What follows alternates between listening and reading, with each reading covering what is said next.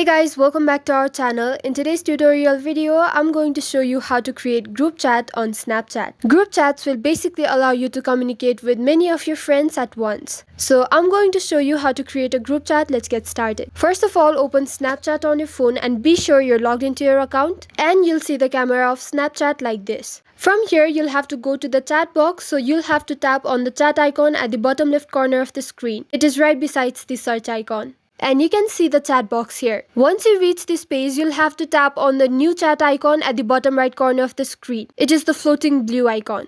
And on this page, you can see the option new group. Go ahead and tap on it. Now all you have to do is select the members for your group chat. You'll simply have to tap on their name and they will be selected. You can also assign a group name if you want to. For that, you'll simply have to tap on where it says new group name and type the name. After you're done, tap on the chat with group option at the bottom of the screen. And as you can see on the screen, the group chat has been created. Now you can start texting with your friends all at once. So this is it for the tutorial. I hope it was helpful. Don't forget to like the video and stay tuned for further tutorials. Thank you.